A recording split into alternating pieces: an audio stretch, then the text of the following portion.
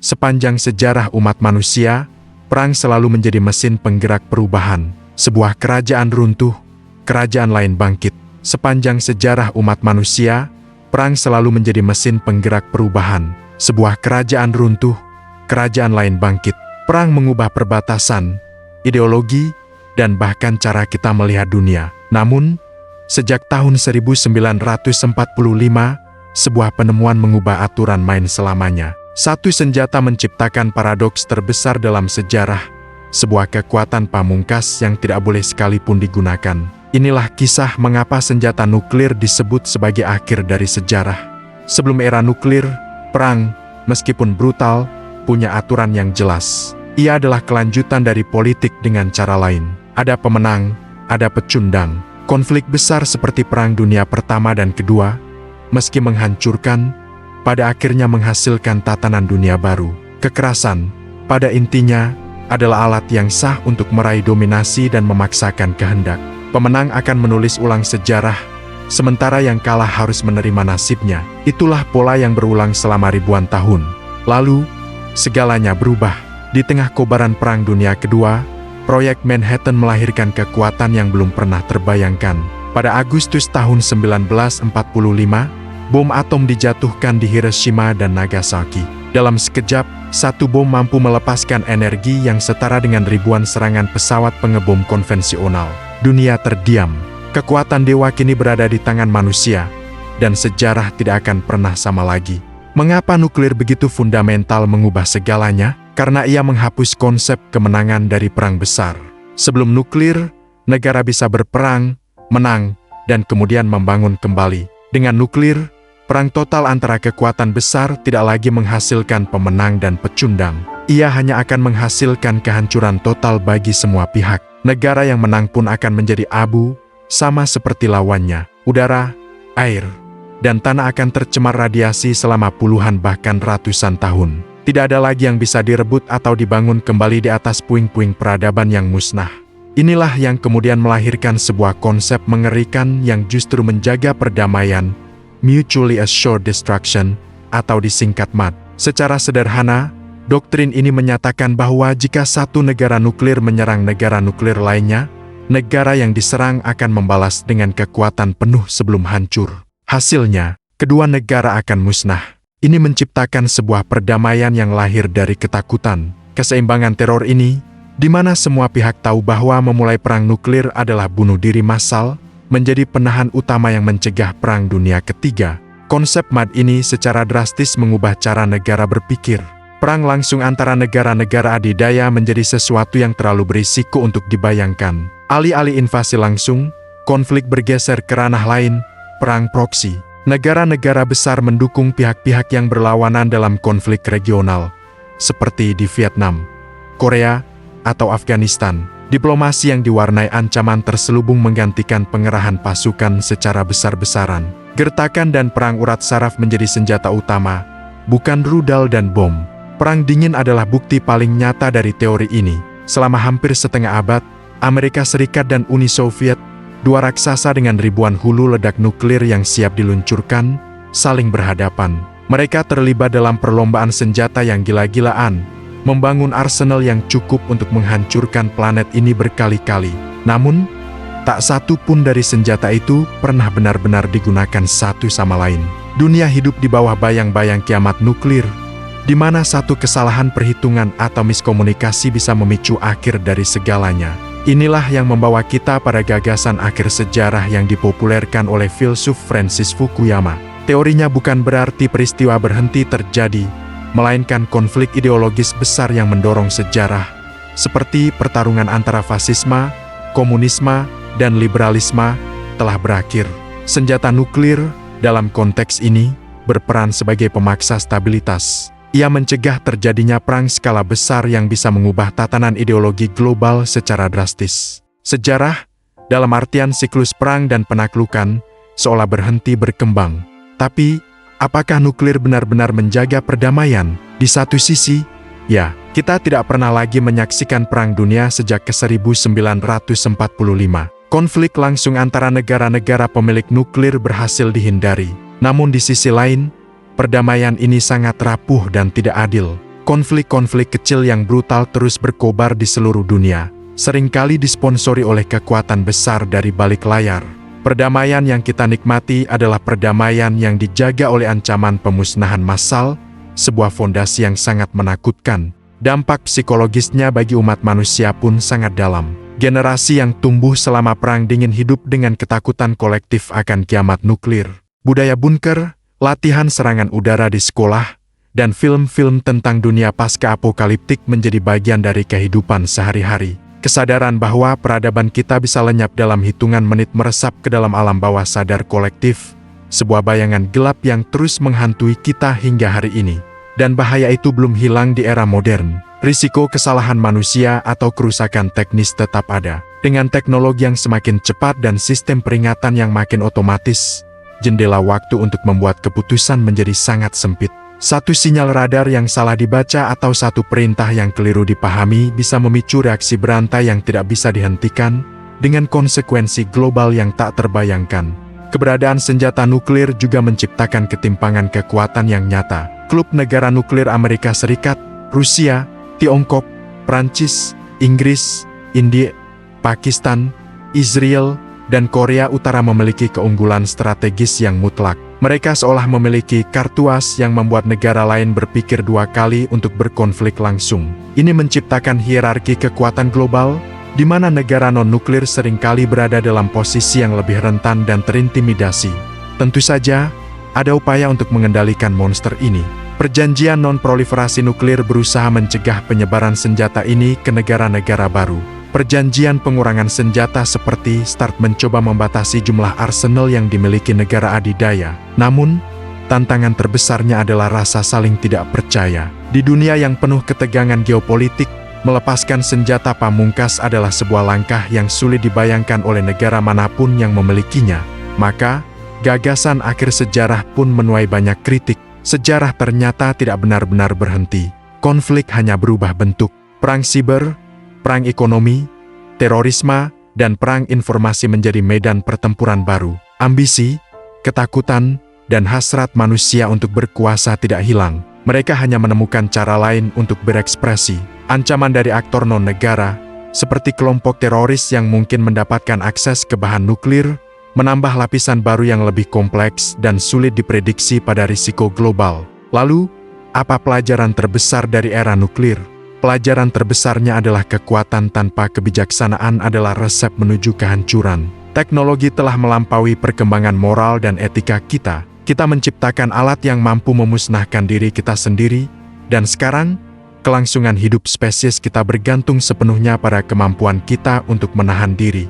Pada akhirnya, senjata nuklir bukan lagi sekadar alat perang. Ia adalah cermin dari batas kemampuan dan kegagalan kita. Ia adalah garis finish yang dipaksakan pada siklus perang dan penaklukan dalam sejarah manusia. Pertanyaan yang tersisa bukanlah apakah senjata ini akan digunakan, melainkan apakah umat manusia cukup bijak untuk selamanya tidak menggunakannya. Karena sekali garis itu dilewati, tidak akan ada lagi sejarah yang tersisa untuk ditulis.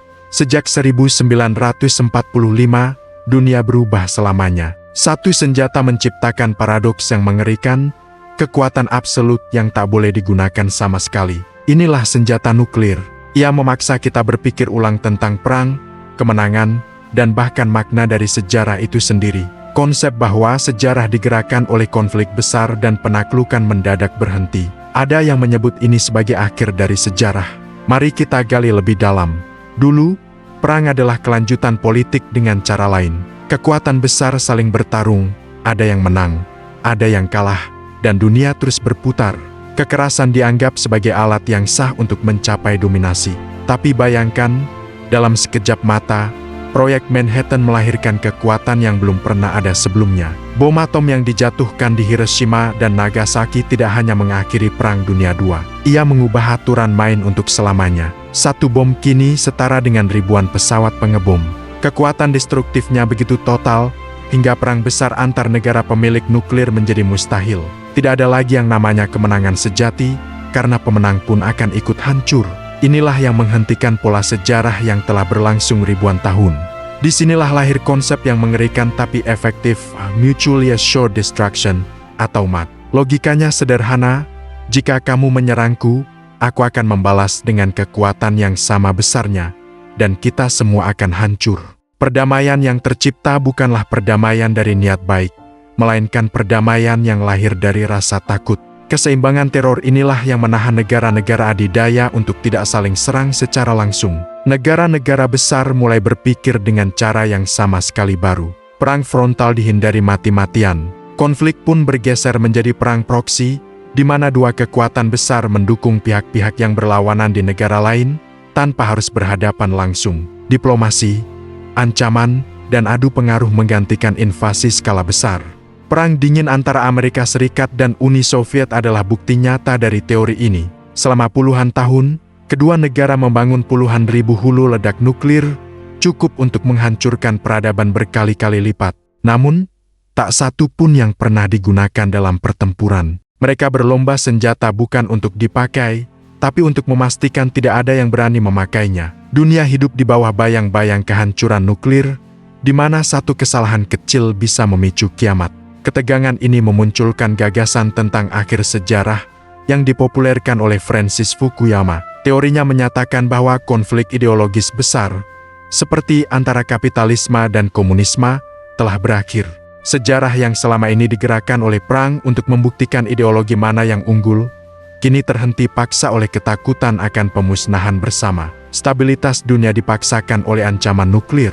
Pertanyaannya, apakah nuklir benar-benar menjaga perdamaian? Di satu sisi, fakta menunjukkan tidak ada perang dunia lagi sejak ke 1945. Konflik langsung antar negara besar berhasil diredam. Namun, di sisi lain, perdamaian ini rapuh dan tidak adil. Konflik-konflik kecil, perang saudara, dan perang proksi terus berkobar di seluruh dunia. Seringkali didanai oleh kekuatan nuklir itu sendiri. Perdamaian yang kita nikmati adalah perdamaian yang diwarnai oleh ketakutan, bukan oleh pemahaman atau kerjasama. Ini adalah perdamaian yang dibeli dengan ancaman kehancuran total. Dampak psikologisnya bagi umat manusia sangat besar. Muncul ketakutan kolektif akan kiamat buatan manusia. Budaya bunker, latihan kesiapsiagaan serangan nuklir di sekolah-sekolah, dan film-film pasca-apokaliptik menjadi bagian dari kehidupan.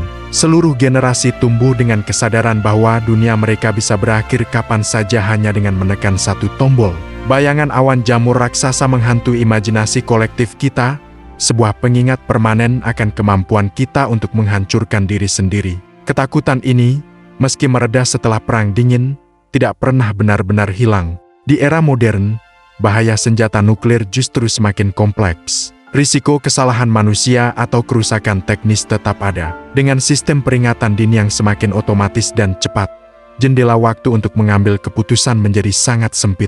Satu sinyal palsu atau salah interpretasi bisa memicu reaksi berantai yang tidak bisa dihentikan. Satu keputusan yang salah dari segelintir orang dapat membawa konsekuensi global yang menghancurkan. Kepemilikan senjata nuklir juga menciptakan ketimpangan kekuatan yang luar biasa. 9 negara yang memiliki senjata nuklir secara otomatis memiliki keunggulan strategis yang tidak bisa ditandingi. Negara-negara non-nuklir berada dalam posisi yang jauh lebih rentan, dipaksa untuk bergantung pada aliansi atau hidup di bawah bayang-bayang ancaman. Dunia secara efektif terbagi dalam hierarki kekuatan yang didasarkan pada kepemilikan senjata pemusnah massal. Tentu saja, ada upaya untuk mengendalikan monster yang kita ciptakan ini. Perjanjian Non-Proliferasi Nuklir NPT berusaha mencegah penyebaran senjata nuklir dan mendorong pelucutan senjata. Berbagai perjanjian bilateral antara Amerika Serikat dan Rusia telah berhasil mengurangi jumlah hulu ledak nuklir secara signifikan dari puncaknya pada masa Perang Dingin.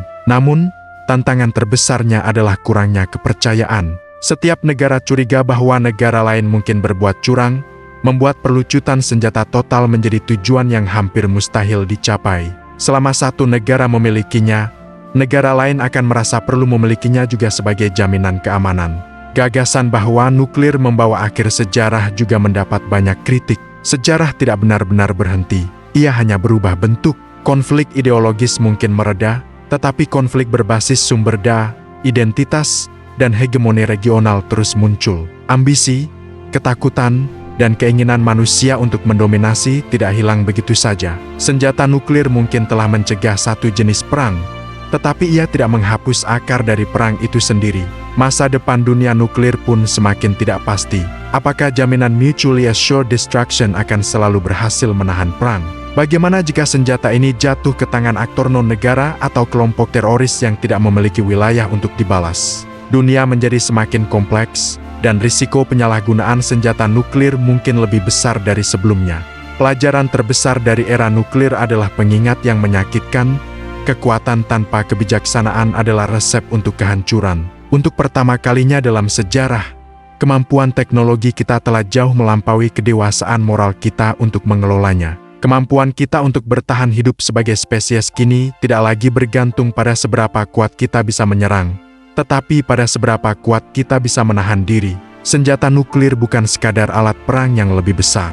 Ia adalah cermin dari kapasitas destruktif kita, batas terakhir dari sejarah manusia. Pada akhirnya, pertanyaannya bukanlah apakah senjata ini akan digunakan, melainkan apakah kita sebagai manusia cukup bijaksana untuk memastikan hal itu tidak akan pernah terjadi.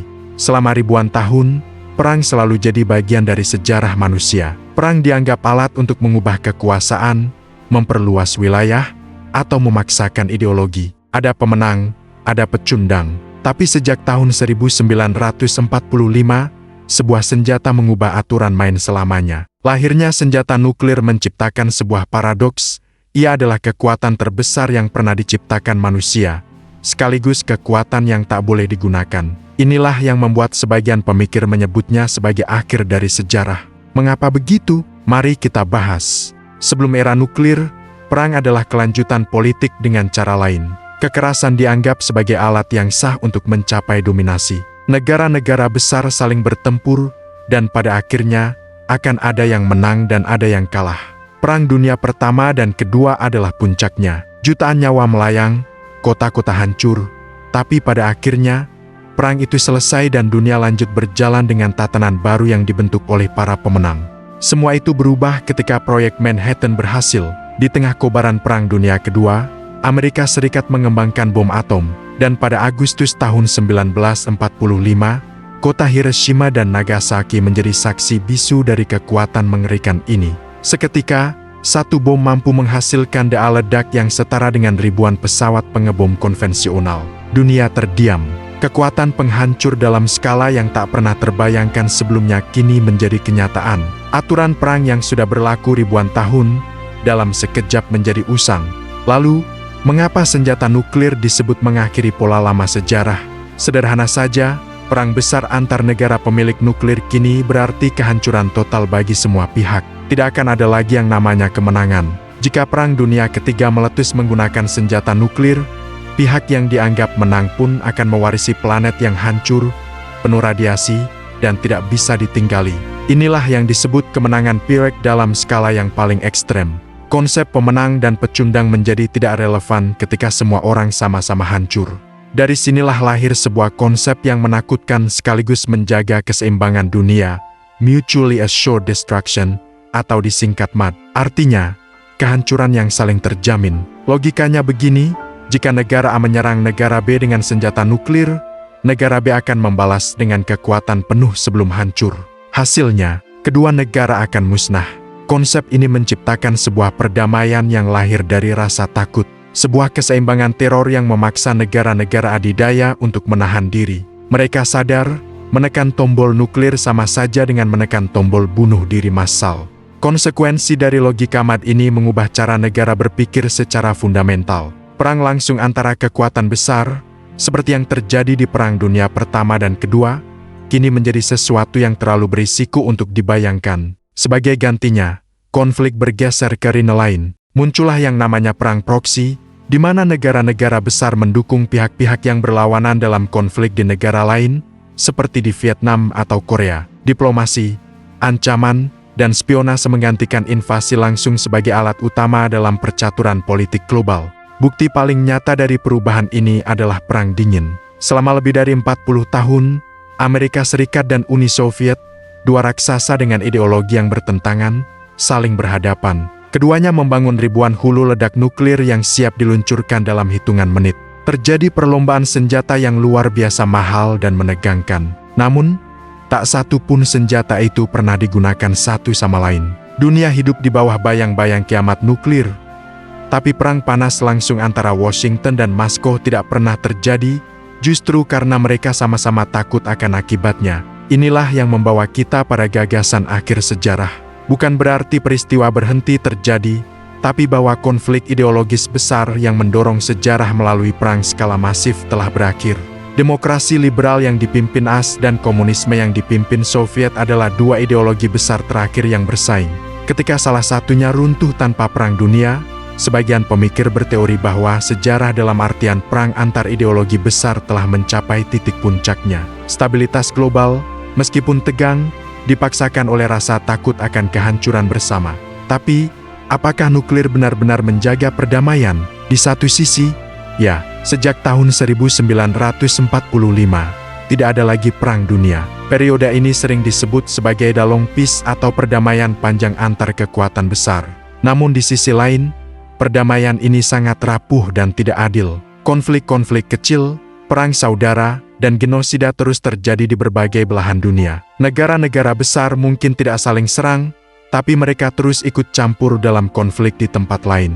Jadi, perdamaian yang diciptakan oleh nuklir adalah perdamaian yang sangat bersyarat dan tidak merata. Kehadiran senjata nuklir juga meninggalkan dampak psikologis yang mendalam bagi umat manusia. Lahirlah ketakutan kolektif akan kiamat buatan manusia. Di era Perang Dingin, anak-anak sekolah di Amerika diajari untuk duck and cover atau bersembunyi di bawah meja jika ada serangan nuklir. Budaya bunker dan kesiapsiagaan menghadapi hari kiamat tumbuh subur. Seluruh generasi hidup dengan kesadaran bahwa dunia bisa berakhir kapan saja hanya karena satu kesalahan atau keputusan gegabah dari segelintir pemimpin. Di era modern, bahaya ini tidak hilang, malah berubah bentuk. Risiko kesalahan manusia atau kerusakan teknis tetap ada. Dengan teknologi yang semakin cepat dan otomatis, waktu untuk mengambil keputusan dalam krisis nuklir semakin sempit.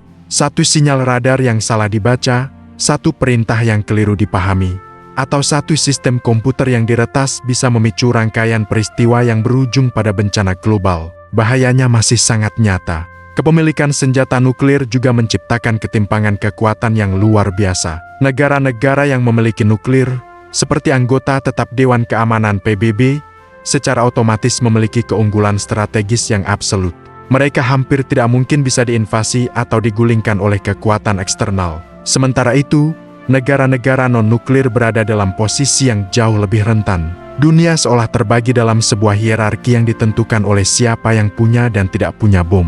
Tentu saja, ada berbagai upaya untuk mengendalikan penyebaran senjata mematikan ini. Ada perjanjian non-proliferasi nuklir NPT yang bertujuan mencegah negara baru mengembangkan senjata nuklir, sambil mendorong perlucutan senjata oleh negara yang sudah memilikinya. Namun, tantangannya besar. Kepercayaan antar negara sangat rendah, dan beberapa negara merasa terancam sehingga tetap berusaha mengembangkan program nuklir mereka sendiri. Terima kasih sudah menonton. Jika kalian punya pandangan lain tentang topik ini, jangan ragu untuk berbagi di kolom komentar. Jangan lupa subscribe agar tidak ketinggalan video-video kami selanjutnya. Sampai jumpa.